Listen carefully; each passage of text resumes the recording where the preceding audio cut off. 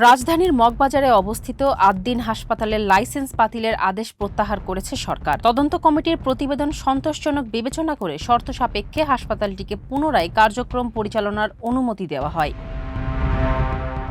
২৭ জুলাই স্বাস্থ্য ও পরিবার কল্যাণ মন্ত্রণালয়ের স্বাস্থ্যসেবা বিভাগের জারি করা এক আদেশে এই তথ্য জানানো হয়েছে। আদেশে বলা হয়, হাসপাতালটিতে ৬ নবজাতকের মৃত্যুর ঘটনায় হাসপাতাল কর্তৃপক্ষের দাখিল করা আপিল এবং এর বিস্তারিত বিবরণ পর্যালোচনার জন্য গঠিত তদন্ত কমিটিকে সরেজমিনে পরিদর্শনের নির্দেশ দেওয়া হয়েছিল। তদন্ত শেষে কমিটির দাখিল করা প্রতিবেদন সন্তোষজনক হওয়ায় লাইসেন্স বাতিলের সিদ্ধান্ত প্রত্যাহার করা হয়েছে। হাসপাতাল ভিজিটে আসেন এবং ওনারা আমাদের হাসপাতালের বিভিন্ন স্থান ঘুরে দেখেন। তবে হাসপাতালটির কার্যক্রম পরিচালনার ক্ষেত্রে কয়েকটি শর্ত আরোপ করা হয়েছে।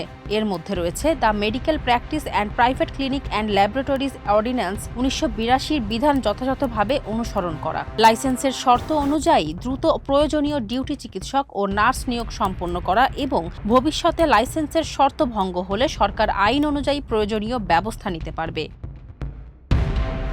স্বাস্থ্যসেবা বিভাগের সচিব মোহাম্মদ কামরুজ্জামান চৌধুরীর স্বাক্ষর করা আদেশে হাসপাতালের নির্বাহী পরিচালককে বিষয়টি জানানো হয়েছে। একই সঙ্গে সংশ্লিষ্ট বিভিন্ন দপ্তর ও কর্মকর্তার কাছেও আদেশের অনুলিপি পাঠানো হয়েছে। এর আগে হাসপাতালটিতে ৬ নবজাতকের মৃত্যুর ঘটনাকে কেন্দ্র করে ব্যাপক আলোচনা সৃষ্টি হয়। ওই ঘটনার পর হাসপাতালের লাইসেন্স বাতিল করা হয়েছিল। পরে হাসপাতাল কর্তৃপক্ষ আপিল করলে তদন্ত কমিটির প্রতিবেদনের ভিত্তিতে সরকার পুনরায় কার্যক্রম পরিচালনার অনুমতি দেয়। Desk report, Farzana Hasin, Manabkantha.